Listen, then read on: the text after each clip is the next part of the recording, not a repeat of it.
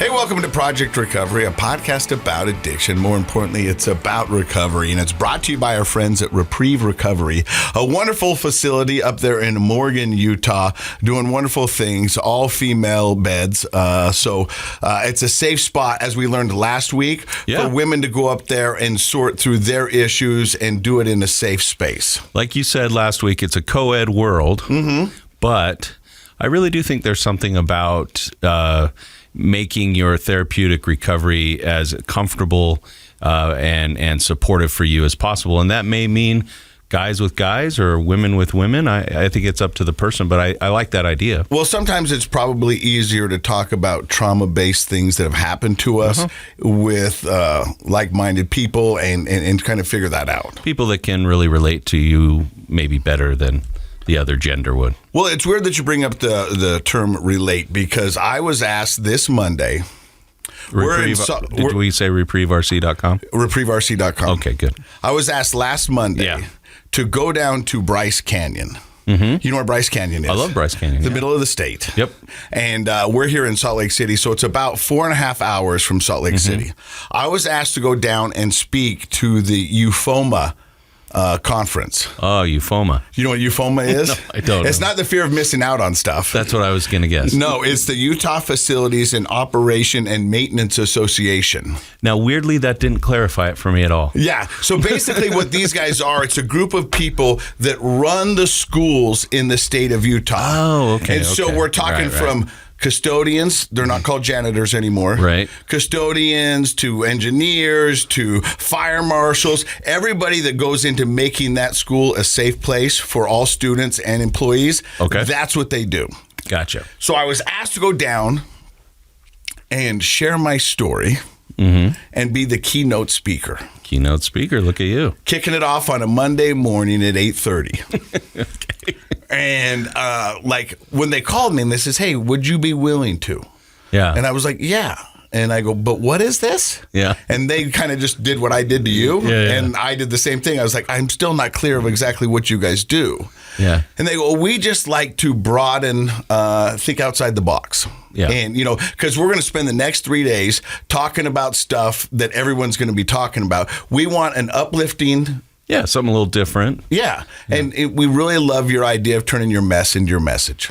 Okay. So come down here and share it. And I remember driving down there with my girlfriend. She's like, "Well, what are you going to talk about?" And I go, "Well, I'm going to share my story." Yeah. She goes, "You didn't write it down?" And I was like, "Well, no, because I know my story." Right. She was like, "But you don't have bullet points?" And I was like, "No, I know my story." You know the story, yeah. She goes, "But I've heard your story multiple times, and it's different every time." Yeah. And I go, "Well, yeah, because I try to tailor make it to who I'm talking to or what's on my heart or what makes sense and what runs into here and do this." Being authentic. Yes. Yeah. Or Josh would say lazy. Oh, either way. But I prefer authentic. Yeah, I do too. And so I go down there and I'm getting ready to go on stage. Yeah. And I'm looking out and there's 200 people. I'm in the Ebenezer's Barn and Grill. I didn't know about that. They do nightly shows there. Ebenezer's? Yeah. Okay. It's right there in Bryce Canyon. It's a cool place. I'll check it out. And wonderful steak. Yeah. We went out the night before and ate above the rim and looked over across the mesa. And yeah. I mean, it was Beautiful. gorgeous. Yeah. And so right before I'm going on, I'm like, how am I going to do this? And why am I Do you wish doing you'd this? written something down? I mean, no, because that's not really how my brain works. But you weren't quite clicking. You weren't quite sure where to start, huh? And I didn't know how it was going to play to these guys because I'm looking out there and it's just it's a room full of gruff people. Yeah. You know, and they're staring up at me and the first word out of my mouth is, "I'm Casey Scott and I'm an alcoholic." Okay. And a hush. Which is not something you usually say. No. No. And the hush kind of came over across the audience. Yeah. And I went in to tell my story, and I spoke for an hour. And at the very end, my message was going to be, yeah, I'm Casey Scott. I'm an alcoholic, but I'm much, much more.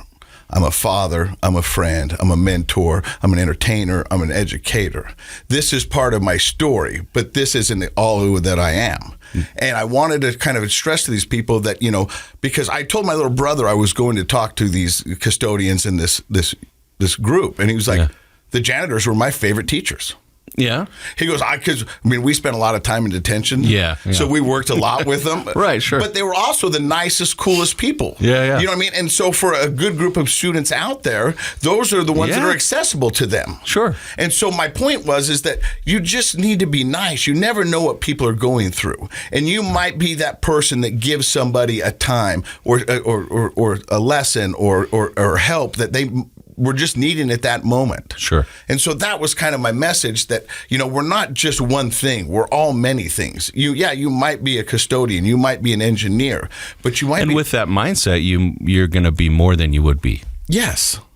And so at the very end, they all stood up and applauded. Really? Oh, and I was great. so taken back. And I was in awe. I was like, whoa.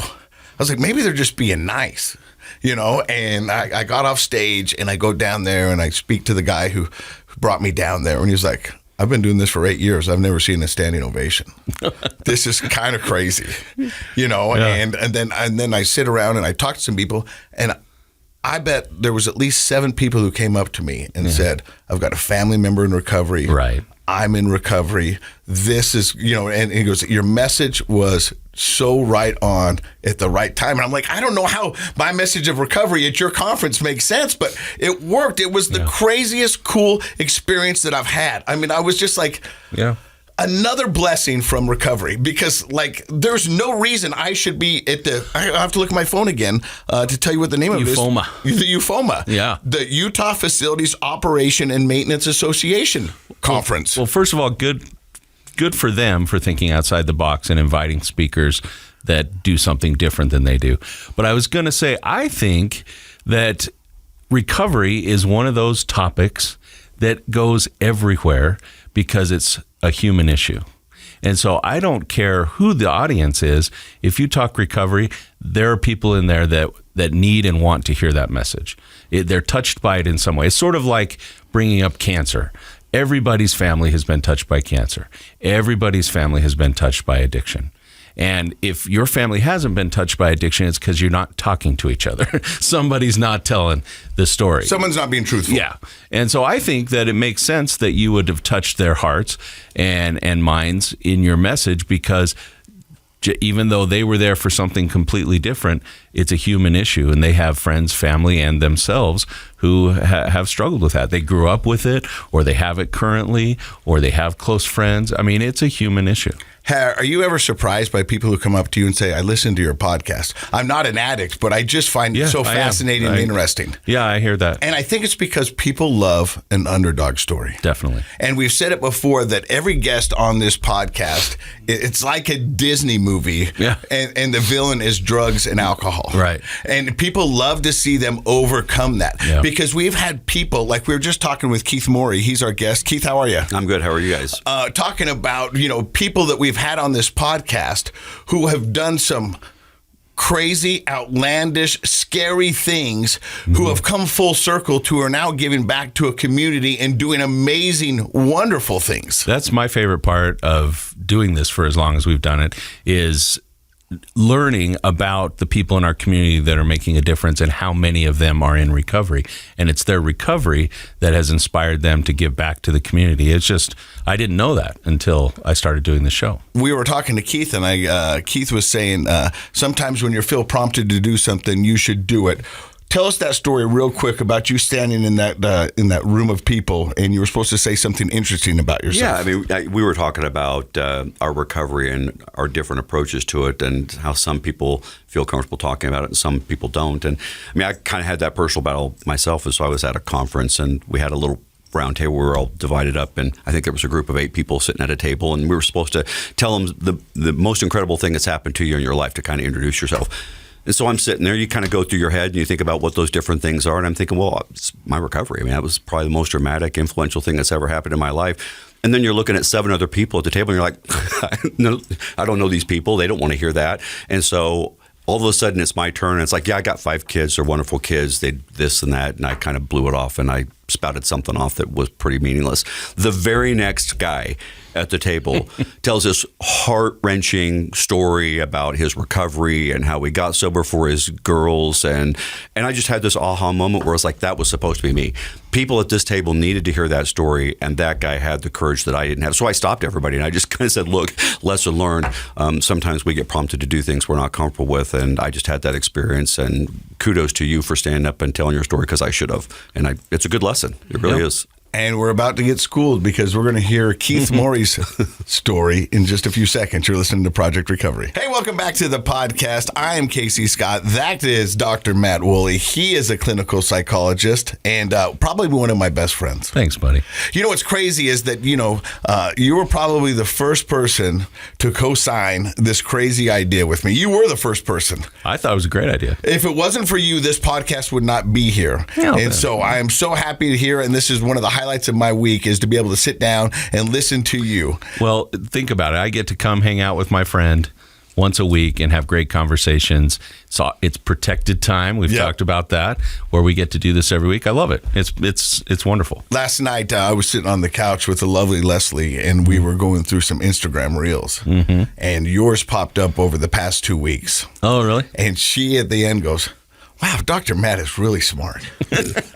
And I go, I'm on the podcast too, right? And she goes, but he really is just good, huh? I've always really liked Leslie. And I was like, yes, he is. More so now. Yeah. Who's our guest today is Keith Morey. Now, I'm going to mess this up, but okay. You've got a great title with Provo City, who was just named The nicest city in America. Wow. I mean, that's incredible, right? And it's largely in part due to you. No, yeah, it's all me. You're all the me. economic development chairperson? I'm the economic development director for Provo City. What does that mean?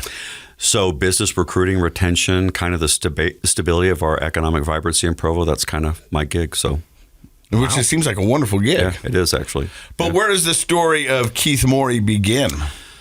So I came to BYU in 1986 to get my undergraduate degree in English literature and didn't really know what I wanted to be when I grew up, and stuck around and got my master's degree in public administration. Where did you come from?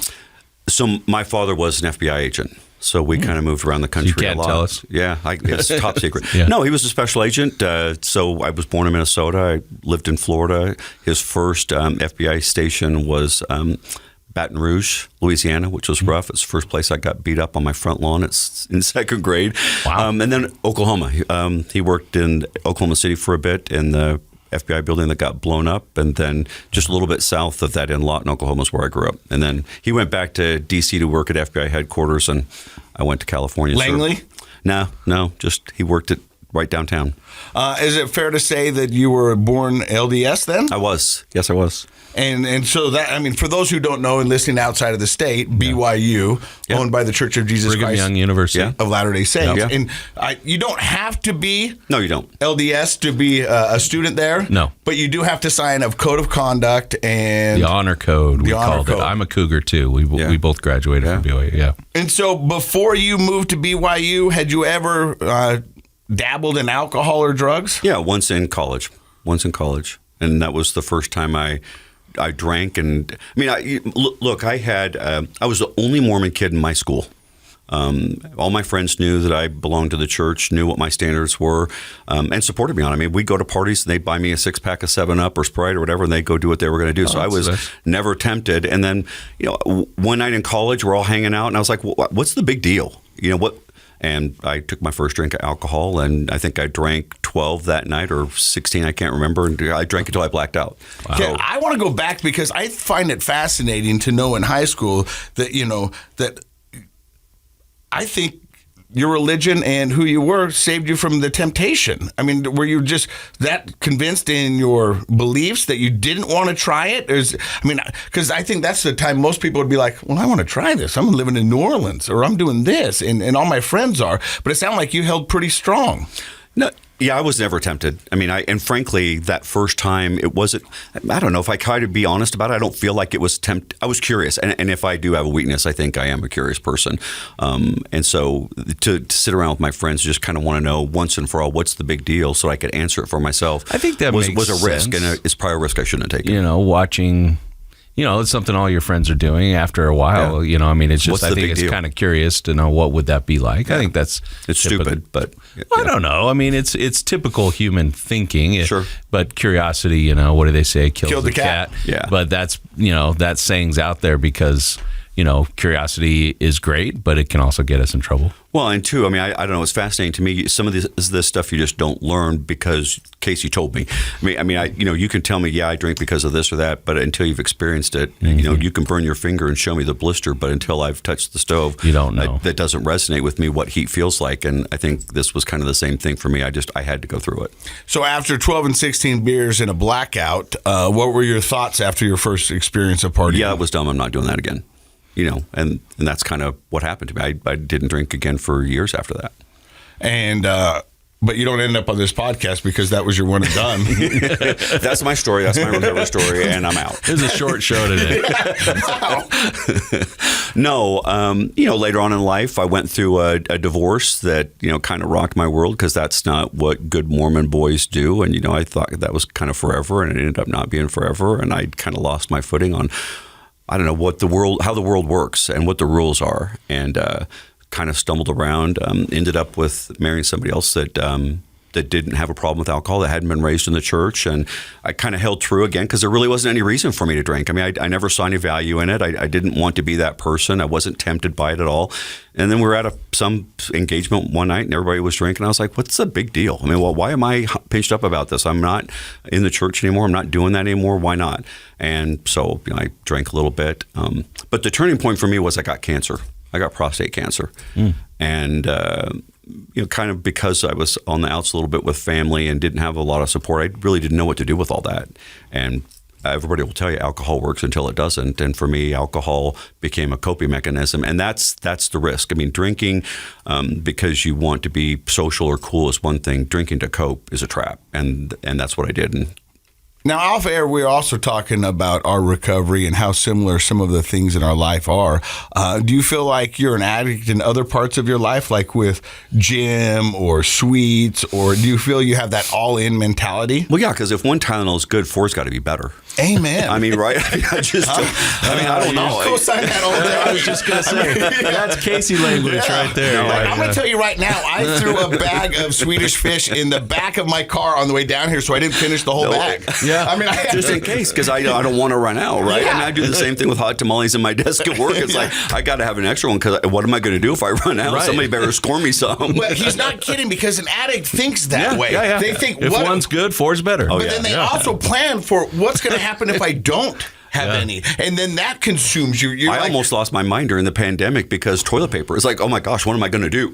you're the guy. You started that whole thing. Yeah. And so, because you were drinking to cope, did it take a hold of you pretty quick? Yeah. I mean, you bottom out pretty fast that way. And so I was, dealing with prostate cancer, trying to figure out what that meant. Had some pretty serious surgery regarding that, and then. I mean, alcohol is such a lie because once it works helping with one thing, then for an addict, you start thinking, well, it'll help with this too, right? I had a bad day at work, or I had a fight with my wife, or this happened, or my toe hurts, or whatever. So, I'll have a drink, and one was good, and four will be better, and then you walk this line. Well, I'll find out where that line is, and you never find the line, Because the line's moving. Of course, it is. It's always moving.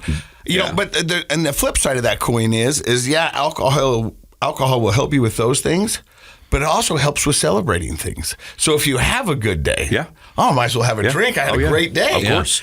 Or I got that raise. I should celebrate. And how do I celebrate? Right. I do it with a drink. Right. And so then you find yourself... Drink on the good days, drink on the bad days. There's always a reason. Like I've told it on the podcast before, and it's probably been a while, but I used to judge jobs around the house by beers. Like mowing the lawn was a 6-beer job.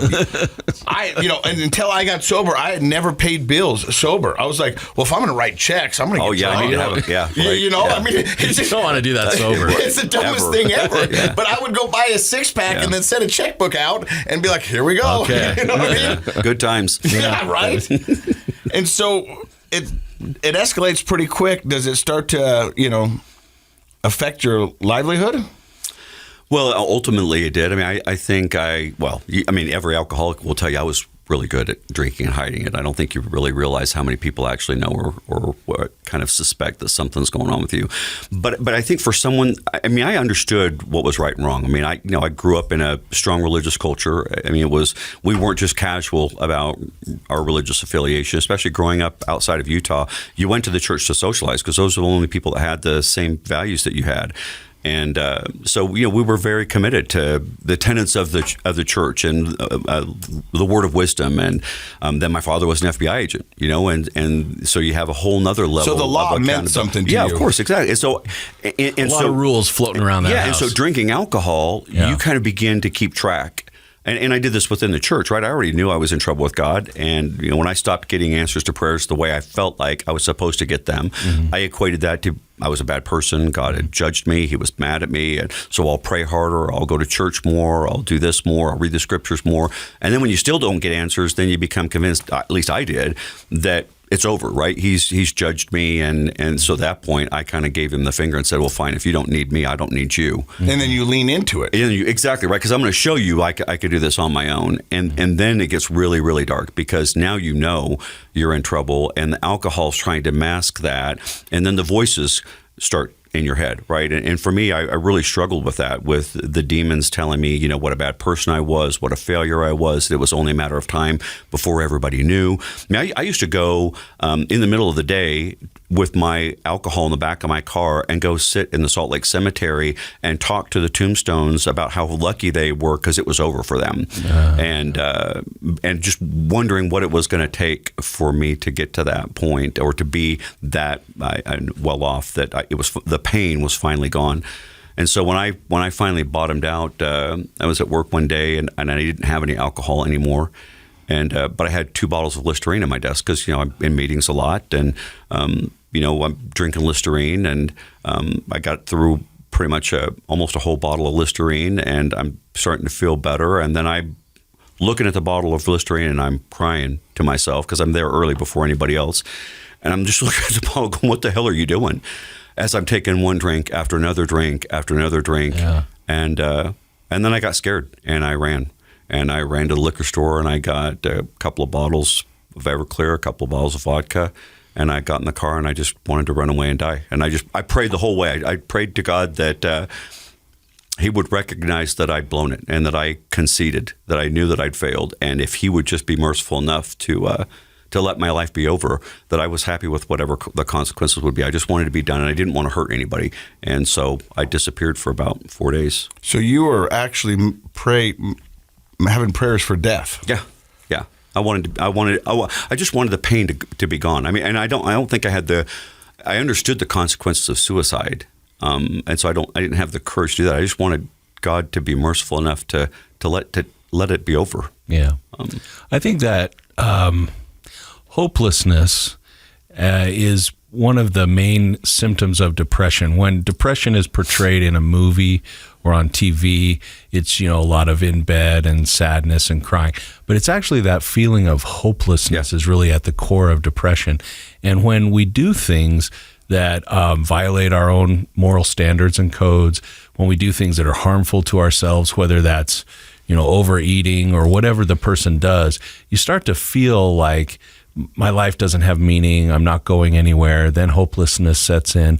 And so most of the time when I talk to people about suicidal thinking, which is an everyday thing for me, is it's that I want to escape this hopeless feeling. So I just don't want to be anymore. And so I've had other people say similar things about going to the cemetery and feeling envy that these people were there and they were out of pain. It was real. Or praying that, I can't kill myself. I don't want to kill myself. But boy, if an accident happened, What a blessing. So I think hopelessness is always a result of addiction. You get to the point where you feel like my life is meaningless, it's not going anywhere, and I feel hopeless, and I just want to escape. So that feeling of wishing I wasn't alive is a pretty common, I would say, very common part of addiction. Well, it's funny. I mean, I think about this a lot. It's a lie the adversary has been telling us since the beginning of time. when Adam and Eve had partaken of the forbidden fruit, he got them off in a corner and said, "You're in so much trouble, you better hide." And once he had them alone, he could go to work. I mean, in boxing, what do they tell you is the worst place to be? In the corner. In the corner, right? Yeah. And if he can get you in the corner alone and isolated, then he can really go to work, and he can convince you, look, it's over. Yeah. And you might as well just concede, because I'm just going to continue to work on you until you finally do give up. And when you think of how powerful hope is, because we've had people who have sat in that seat right there, and hope is what kept them going. Hope is what helped them find their way to recovery. Oh, yeah. Hope was the one thing that they had. They had lost the family, they had lost trust, they had lost their job, they had lost everything, and all they had left was hope. Hope that things would get better. Hope that things would be different. Hope that I can wake up tomorrow and be okay. And you take that away, hopelessness is a hard thing to describe. If you imagine sitting there with your thoughts and not having any hope, that just knowing that where you're at is just about the worst place you could ever be, and you can't see a way out of it. I mean, that has got to be the most alone feeling in the world, and that's what leads people to do things. Yeah, you might as well, keep doing what I'm doing, because nothing's going to change. You can't do that in a room full of people. Right. I mean, in a room full of people, you can't have those kinds of thoughts, and you can't act out on that behavior. But alone, hopeless, I mean, that's a whole different story. Scary things happen then. So you find yourself up in Wyoming. Yeah, I was going to see my mom. My mom, ironically enough, was killed by a drunk driver in Virginia when I was 24 years old, and she's buried in Wheatland, Wyoming. And I was going to see my mom. I was going to die and wanted to be with my mom. Oh, wow. And so you're up there.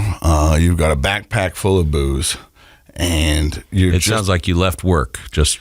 Yeah, I did. Day. Yeah, I just bolted, grabbed my stuff, and ran, jumped in the car, went to the liquor store, grabbed a bunch of stuff, and got on the highway and left, and was gone. Turned my phone off. My wife didn't know where I was. I mean, there was a big Keith's missing. There was a news report about me missing. Everybody looking for me, and where's Keith? And I was gone for about 4 days.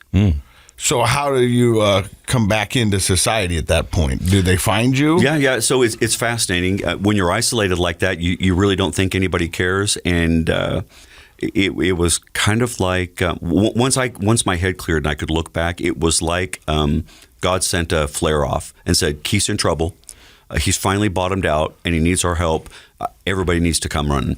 And that's exactly what happened. I mean, my wife can tell you, she found out that there was a neighbor who lived right across the street from us that was in the Secret Service that had connections. And so he came over in the middle of the night once he realized what was going on, and they were able to track cameras that found me in gas stations, and because I was paying cash, because I didn't want anybody to know where I was. And so they were tracking me and found me. And finally, after I've been gone for about 3.5 days, I turned my phone on.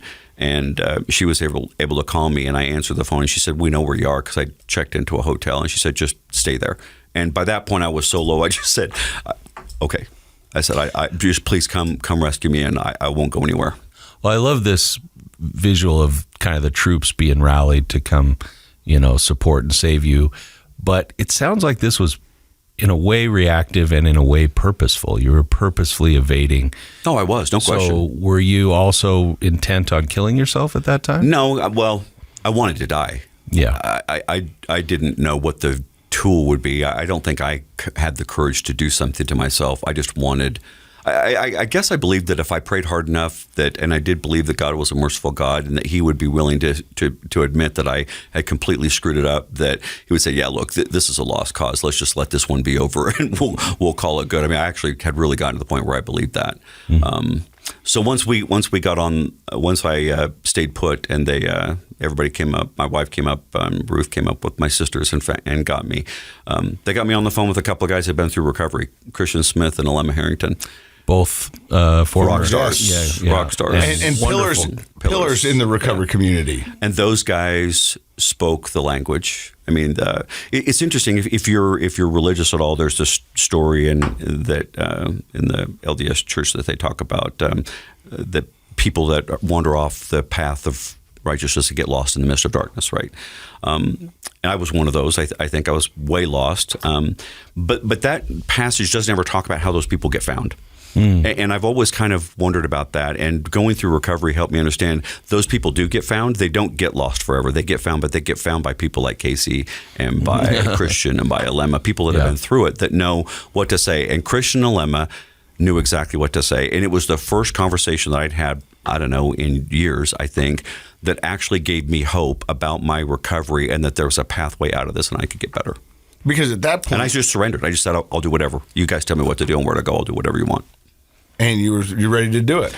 Yeah, I mean, I said in my recovery, and I think this is a struggle some people have because they don't truly bottom out and they're still fighting their self-will. And that's a tough battle. I mean, our free agency is the one thing we came into this life determined to protect and to preserve at all costs. And if you're still clinging to that, it's going to be a battle. But I mean, I told everybody if they had asked me in recovery to stand on a table and wave a Kleenex over my head and dance around in front of a group of people, I said, yeah, okay, where's the Kleenex? So let's get started. Well, what you're saying is what so many have said before you is they were sick and tired of being sick and tired. Yeah. They were ready for something different. And I've said it many a times that I was no longer the best person to be running my life. Yeah. Because this is where I'd gotten us. Yeah. And so at this time, I'm ready to let somebody else tell me what I need to do, point me in the right direction, and give me help. Yeah. And I think that's the key right there is asking and earnestly wanting help. Yeah. And going, okay. And kind of conceding that you can't do it. You're going to screw it up if you're left to do it on your own. I don't know in your addiction if you were like me. Did you try to stop? Did you? Oh, yeah. Yeah, there were times where I was like, you know what, I kind of took it too far that weekend. I kind of said some stuff I probably shouldn't have said. I'm going to quit. And yeah, a day or two, a week or two, depending on how determined you were. And then the light creeps up again. You got this now. You're not an alcoholic. Look, you quit for 2 days or you quit for a week. Mm-hmm. I can go to this party and have a drink. I understand how to manage it now. I won't take it that far this time. Now, I'm interested to see once they got you into a treatment facility, what started making sense? What clicked and what did you do to flip that switch? Because a lot of times in this podcast, we need to find that switch in us as addicts to go, okay, I'm ready to do this. And there's usually a aha moment or something that you go, okay, this makes sense. Yeah, I mean, I think I was one of those people that suffered from what in addiction we call terminal uniqueness, right? I thought my problems and my situation was so unique. Nobody else has it as bad as I have or whatever. And so in one of the first sessions I was sitting there and everybody's going around the room. And you got guys in the room that have been arrested, that have been in jail, that have been homeless, that are shooting up or whatever. They got real problems. Yeah, right. I mean, those guys are real idiots. I mean, I'm sitting there. Right. I mean, I'm stupid, but I'm not as bad as you. Yeah. And that's the story I'm telling myself while I'm hearing all the stories going around the room, knowing it's coming to me. And I'm thinking, I got nothing to say because I'm not that guy. I didn't go to jail. I mean, there's plenty of times where I did stuff stupid enough that maybe I deserved to. But when I started to open my mouth and those words started to come out of my mouth that I didn't know why I was there and this wasn't me, something flipped in my head and I was like, but I am. I mean, my addiction wasn't yours. My experience wasn't exactly yours, but the reasons and why we're all here in this room together are exactly the same. And that was defining for me. And then from that point on, I stopped trying to separate myself and I just kind of dove in and said, this is me and this is why I'm here. And I just prayed really, really hard that God would help me figure it out. And I'm convinced that that's why I went through this whole thing. And I can tell you, I was in therapy with Chris Gross and she didn't say anything profound. I don't even know what we were talking about that day, but I felt the switch flip in my head and I felt my addiction and my alcoholism taken away. And I have never had a twinge or an interest or a desire or a temptation from that moment on. And I think that's what the big book, the AA book talks about that, right? That if we truly surrender, our addiction can and will be taken away if we want it to. And I think that's the difference. You got there a lot quicker than I did. I remember the first time I sat down to tell my story, I was going to weave this tapestry of just... You're a good talker. It was going to be amazing. And I went into it, and I thought at the end of it, I swear to God, Keith, I thought they were going to stand up, clap, and applaud. And walk me to the front door. Ovation. Yeah, walk me to the front door and say, you don't belong here. Congratulations. Yeah, we mistake our bad. Graduate early. Yeah, here you go. And that was not what happened. Right. They told me until I'm going to be real, I should just probably shut up. Yeah. And so I didn't talk for a while. I remember another point that I was in there, and my therapist comes out and goes, I see you. And I'm like, yeah, I've been here for 3 weeks. He goes, yeah, but you're hiding in plain sight. You're not doing any of the work. And I go, I know, I get it. But, after this, I'm going to go home to my home, and I still got family. I'm not really one of these guys. I'm not really with this. And he goes, let me ask you this. And I go, what? And he goes, if your life's so good, why are you here? If everything is going so good in your world, why are you here? Yeah. So you should probably start working on you, or you're going to be here a lot longer than you think. Yeah, I agree. And it took, but it did. My uniqueness was unique, and I thought that I didn't be there. I remember calling my mom and go, hey, Mom, I don't think I need to be here. She's like, why? I go, well, there's people in here for meth and heroin. I'm in here for Bud Light. And that's legal. Get it, the Maverick. She's like, you're an idiot. You need to be there. And I'm like, okay, cool, Mom, thanks. But that's amazing is that so how long have you been sober now? 6. You know what? I had to look it up this morning because I knew you were going to ask me. 6 years and 7 months. So so we got sober roughly around the same time. I just celebrated 6 years. Yeah. September 3rd, 2018. Yeah, 2017. And I haven't relapsed. I haven't. I don't have that tinge. I don't have that itch. I don't. Well, you and I talked about being around people that drink, and that's not. I don't care. If you cracked one open right here, we'd all kind of laugh. But I'm not interested, and I don't want to sip. and I've had conversations with my friends, and they go, "Is this uneasy for you?" And I go, "No." Yeah. Because I know my problem. I know my limits, and I know what I'm capable of doing. So it doesn't bother me one bit. And I don't understand the universal rule that says that for some reason we don't learn through bliss, we learn through pain. And I'm firmly convinced that this was an experience I was supposed to have, and I'm mortified by the stupidity of what I did. I truly am. But if you asked me to rewrite my history and asked me if I would remove it, I would tell you no, I wouldn't do it because I am the person I'm supposed to be because I went through it. I had to come to understand who Keith is and what Keith's weaknesses are and how to compensate for those and why left to myself I would screw it up and how merciful and all loving our higher power God is to us, and that his plan compensates for all of our screw ups. It doesn't matter how bad we think they are.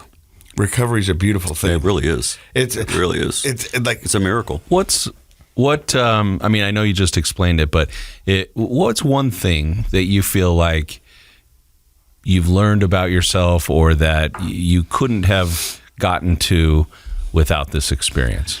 Well, I don't know. The scriptures can be confusing, right? To me, it's work out your own salvation.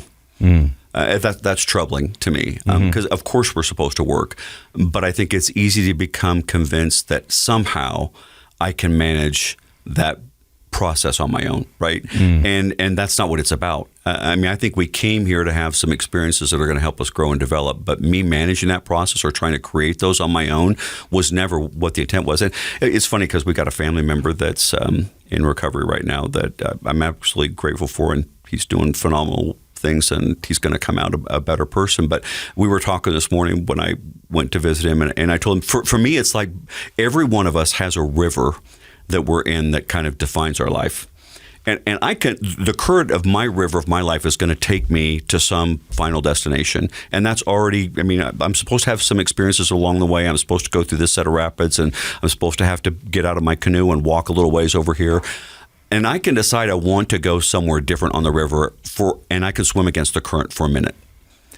But ultimately, I can't outswim the current for forever. And the current is going to get me at some point. But in the meantime, while I was being stupid and going over there because my self-will said I wanted to, I'm going to bump my head. I'm going to break my leg. I'm going to go through rapids I was never meant to go through until I relax and go back into the current of my life. And for me, the experience was to teach me to relax into it. Not that I don't have work to do, and not that I'm an active participant in my life and my journey, but to stop fighting the plan and stop fighting the path and to let the river kind of take me where and it's funny because when you do that, things just start to happen. You start to see, I've told other people, I've told my wife, Ruth, that it's almost like watching The Wizard of Oz, and there's all kinds of stuff going on up in front of you, and then Toto pulls the curtain aside, and you get to see someone's back there working the levers, making all this happen. And occasionally, when you relax into the current of your life, you get to see who's pulling the strings, that your higher power or God is making things happen for your benefit, and just trust the process. Love it. Yeah, for me, life is a wave, and you just ride it. You know, I mean, and that's, Yeah, I mean, it's the simplest form for me. And I'm going to ride this wave and see where it is. To me, life is a journey. It's not a destination. And I'm just going to ride it and see what happens. And I agree with you. Sometimes we fight against it, and sometimes it beats us up, but you get back on it and you just keep going. Yeah. So now you've been sober for 6 years. Did you at ever point they go, hey, what do you want your sober life to look like? What did you want sobriety to look like for you? Well, I wanted the pain to go away. I wanted to be past this needing to use some kind of a crutch to manage for life. And I think that's the other thing that I came out of was understanding we're supposed to suffer. I mean, it's like I said, you go to the gym, Casey, a lot. We talked about that a little bit at the beginning. Can you do anything in going to the gym that doesn't hurt somehow? No. I mean, muscles don't grow and don't develop unless we tear them down. Dr. Matt will tell you resistance promotes growth. Right. Exactly. And that's what we have to do. And that's what you're doing. Like, people don't know this, but when you go into the gym, you're tearing your muscles. On purpose. Yeah, right? So you can make bigger muscles. Yeah, exactly. And so you're lifting stuff that's heavier than you're supposed to. Yeah. And the lactic acid breaks down your muscles, and that's painful, and then they get bigger so you can lift more. Yeah. That's the point. And so, yeah, resistance promotes growth, and we need to have those ups and downs. You can't experience all the highs without experience any lows. So recovery for me taught me that you're supposed to experience that pain is part of the process. Without pain, we don't experience the highs and lows. I mean, I told you my mom died when I was 24 years old. That was an incredibly painful, traumatic experience for me. But I've benefited from that over and over again because I value family relationships more than I ever would have without the loss of my mom. I constantly tell people I love them and resist the urge to not say it because I don't know if I'm going to be here tomorrow to say it. And I don't want to ever miss that opportunity to not be able to say, because I can't say I love you to my mom anymore, right? So to me, that pain was meaningful because it defines who I am. And if I could have gone back and erased that, I wouldn't be that person today. So in sobriety, all you wanted to be... Alcohol masks that, right? Yeah. All you wanted to be was pain-free. Yeah, of course. But what does your life look like today? No, I just recognize and appreciate the pain for what it is, for the purpose. It's funny because what's the Buddhist teaching that all of life is suffering? Mm-hmm. But if we can find the purpose in the suffering, then it has meaning. Otherwise, it's just suffering. Right. And so to me, that's what this is all about. Recovery, I think, teaches you, those experiences that you were trying to numb out for, were experiences you're supposed to have. And we all have them. Every one of us has. I mean, I think that's one of the fallacies, especially within our culture here in Utah, is we create this curtain of perfection that we think that we're supposed to live behind when it's not true. Mm-hmm. And until we're vulnerable like we're being today, and we start to come out and tell our stories about our screw-ups and be honest with each other and support each other, we're just living the lie. And it's not of value. Like if you mentioned... pain helps you recognize the difference between good and bad in your life, helps you appreciate the positive and the negative. When we're not being authentic and real and we're supporting that lie of perfection, we don't connect with others. Like there, right. And I think, Casey's story about Euphoma, right? Euphoma, exactly. the standing ovation. Yeah. It's like, why? Because he was being real. Yeah. And that connected with them. Yeah. They instead of just saying platitudes or... That guy just stood up and said a whole bunch of stuff I don't have the courage to say, and that resonated with my heart. I felt something in here. Yeah. So I love that. That's how I think that's the difference between not drinking and being in recovery. Yeah. Like you've changed your life. Yeah, I agree 100%. Keith, I can't thank you enough for stopping by and sharing your story with us. This has been a lot of fun. It's been an amazing story. I think you're so eloquent with your words and talked about your journey. The one thing that I've noticed and is that you bring a religious aspect to it. Some people in recovery will fight the religious aspect, the higher power or whatever it may be. They'll blame them or whatever it may be. Everybody handles it a little different. I remember when we first got in there, they were like, well, what is God? And I was like, well, if you're already arguing about what is God or what is your higher power, you're not ready. Yeah, you're not ready yet. But those are people who are just looking to fight the fight still. It's that surrendering that you have to do. They go, hey, look, whatever you tell me to do, I'm going to do. Yeah, I think any of us that have been through this have to admit I wouldn't be here with it. And you have to. I mean, it's just too obvious. And I think those of us that are unwilling to admit it, however you define your higher power, Gaia, I mean, God, Mother Nature, whatever, there is a force bigger than me that's helped me survive to get to this moment. And I concede, I'm willing to admit that and try to be the best person I can. I mean, the fact that they found you in Wyoming is somewhat of a miracle. I know, right? It is, actually. I mean, it's a long, lonely road. There's nothing in Wheatland. Well, thank you for stopping by. Dr. Matt, your thoughts on Keith? Well, I was kind of curious, Keith, like you have a public leadership role in your city of Provo. Do people know about your recovery? Did you get opportunities to talk about it? I don't. You said something earlier at the beginning that I was going to challenge a little bit. You said something about recovery is like cancer, and I don't think we're to that point yet. I think you're right. I think it's still really, really taboo because people still don't know what to do with us. If I've got a friend that's got cancer, it's easy to rally behind that person and say, "Oh my gosh, I'm so sorry. What can we do? We'll donate to your cause. I'll wear a pink ribbon. I'll whatever." Right? Recovery. I think people are kind of like, I don't know what to do. We're not with at that level yet. I agree. But I think, surprisingly enough, Provo is an incredibly welcoming and understanding place. And I was concerned at one point in one of these meetings that I was telling you about whether or not I should be open. And I quickly learned what a mistake that was. And I think I was shown that lesson. And here's what happened to me. As I tried to defend to myself why I'm not talking about this, I've kind of had this quiet conversation with me and God where I could hear God in my head saying, okay, so wait, Keith, I saved your life to get you sober. And you don't want to talk about it. Why? Because you're worried you might be embarrassed? Because you're worried that your career might suffer? Really? So there's a whole bunch of people that you could potentially help, and you're willing to hang your hat on it might hurt your image. Yeah. And I couldn't walk away from that. I just knew I had to be more open about it. And so, well, I think it's people in your position, the Alema Harringtons, the Casey Scotts, people who have these public roles in their career that are changing the community's ideas and thoughts about what it means to have addiction. I do think that if a person is honest with themselves, if they know their family history, we all are touched by it in some way. But you're right. People don't want to talk about it, or they want to explain it away as a weakness instead of a disease. They don't understand the process. And I think it's people in positions of, public influence that are changing that. And I just really appreciate it because people in the medical community and psychology, I mean, we can do what we do, but people don't relate to us in the same way that they might relate to you. The same way when Alema and Christian came to get you from the hotel, they said the right things. They could relate to you. Yeah. And so people in positions of public influence, I'm grateful that are willing to talk about it. Well, I think society is somewhat still a little bit naive when it comes to addiction. I remember even before I went into treatment, I was like, well, an addict is somebody down at Pioneer Park, somebody, who doesn't have a home, doesn't have this. And it wasn't until I was in the walls of Pinnacle Recovery, sitting next to a mother up on the East Bench, an EMT from Logan, a lawyer from West Jordan, and all these people going, all walks of life. This is the face of addiction. Right. It's not just what I drive past on my way to work or what I turn on the TV and see at night. I mean,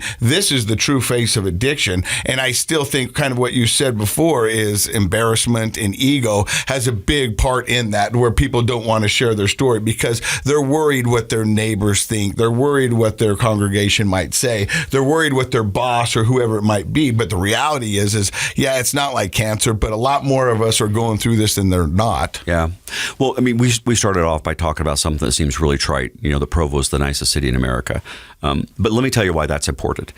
Because to me, what we're talking about here is how we treat each other and creating space that we all feel like it's safe enough to be vulnerable. And so when I say to you that Provo is the nicest city in America, to me, that's a reflection of who we should all be as human beings. And I'm not saying that Provo's got it all perfected. It's a wonderful accolade and it's kind of interesting.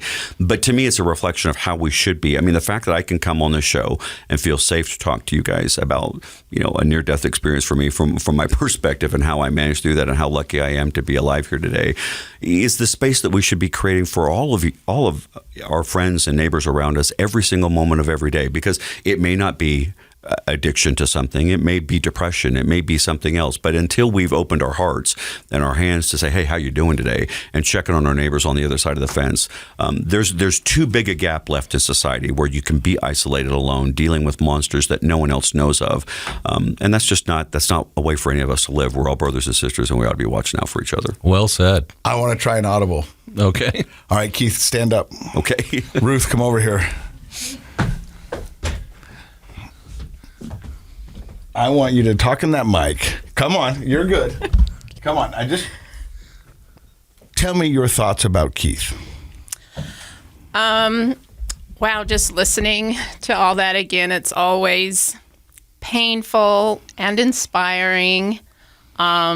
He's a great guy. He's a leader. In the back of her mind, she said, idiot, idiot. But we went through a lot.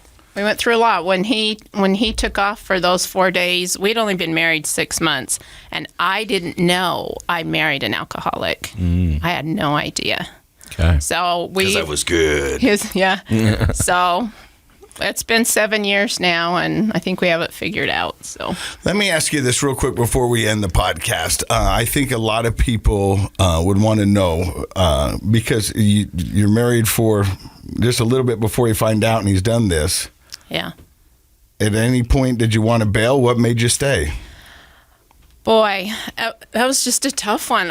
It just like hit me out of nowhere because, like I said, I just didn't know. So I really didn't know what I was dealing with or what addiction looked like or alcoholism looked like. But we rallied as a family. His sister was living with us at the time, and her and I just like made the choice that we were just going to be all in, and he went right into recovery. It could have turned out different. He might not have gone to recovery or had the success that he did, and chances are we probably wouldn't be together still if that would have been the case. Matter of fact, that's what Christian told you, right? Yeah. But it worked, and recovery worked for him. He was successful at it. Like he said, that switch had been flipped, and that's all that's all I had to count on, and I counted on it, and it's worked. And so what do you believe of those that are in recovery now? I don't know. I still feel a little bit of that's kind of an unknown thing for me. But like Keith mentioned, my family member that's in recovery right now, I feel like has kind of had the same type of experience with Keith as far as having that switch flipped, and that it just worked for him, and that he got it, and he's found a higher power, which he had none of going in. And then of course the connection with Christian, and I mean, it's been a good experience. We've met fabulous people with fabulous stories, and it's been awesome. Well, thank you both for coming by today and sharing your story here on Project Recovery. It's amazing stories like this that are going to do some great good out in the world. Thank you. Yep. Thank you. Thank you. In case you forgot, Project Recovery is what? It's still a KSL podcast. He's a good-looking man. Yeah. I love the beard. I like the rings. The rings are cool.